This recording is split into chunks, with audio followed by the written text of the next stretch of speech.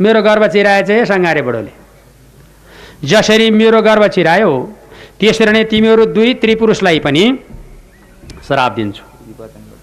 यस कारणबाट श्राप दिन्छु भनेर श्राप दिनुभयो। कस्तो श्राप दिनुभयो भनेदेखि दुवैजनाले अहिले तुरुन्तैकन पृथ्वी मण्डलमा वसुदेव र देवकी भएर जन्मनु परोस्, कारागार झ्यालखानमा थुनुनु परोस्। 6 गर्भसम्मको बालक बच्चा कंसले मारेको मैले देख्न पाम भनेर श्राप दिइन्। त्यसो भएर पत्नीलाई हेला गरेपछि नि श्राप पाइँदो रहेछ हौ। अचै गाली गर्नुहुन्न। खै कता कता गए अयरका बुढाहरू। खै अहिले हल्काले त बुढीले चुटेर बस्न खप्न छैन। अहिलेकाको कुरा गरे है त। अहिलेका त के बुढीसँग बुढा थर र जसका नि उही त होला नि के।